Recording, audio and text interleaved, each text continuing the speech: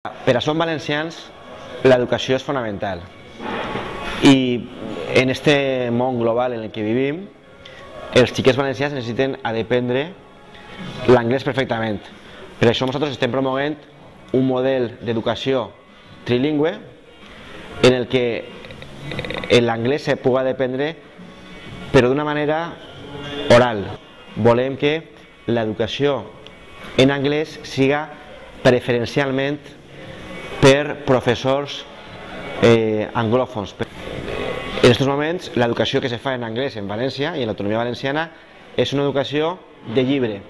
Els xiquets difícilment entenen el que se'ls diu en anglès i únicament saben fer exàmens escrits o saben escriure mal o saben llegir regular l'anglès. El que també ens agradaria és que els professors valencians pogueren anar fer una espècie d'Erasmus o tingueren una formació en l'estranger per a que també aprengueren millor l'anglès i a poc pogueren reduir el número de professors natius. Al final, la llengua valenciana és la nostra llengua materna, és patrimoni cultural nostre i a més és la llengua en la que el Regne de València en aquella època fon una de les nacions més importants d'Europa i a més en la llengua valenciana és en la llengua en la que se va escriure el llibre més important de la literatura medieval,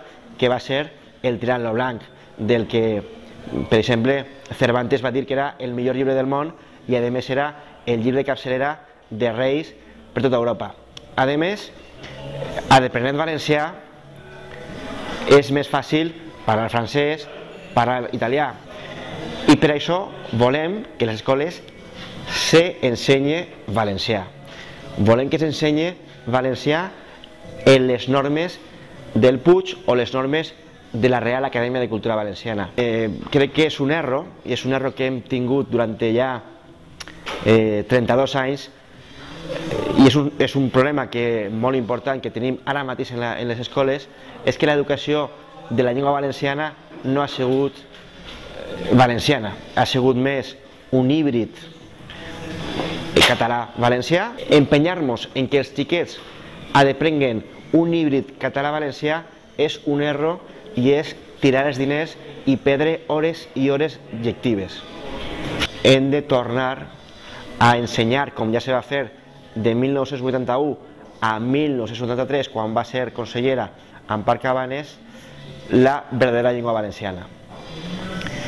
A més, no té sentit que un castellano parlant puga utilitzar la seva llengua normalment en l'administració pública i en canvi un valencià parlant no puga dir, bueno, jo parlo valencià, me doneu punts per ser funcionari. No, un valencià parlant ha de fer un test, un examen, que és el mitjà, que a més per a un valencià parlant li costa a muntó aprovar, i pensem que és injust que una persona que parla valencià tinga que fer aquest test del mitjà, que a més costa uns diners, perquè li donen punts per demostrar que parla valencià, que a més no se vol que demostre que parla valencià, sinó que se vol és reciclar-lo a una llengua diferent de la nostra.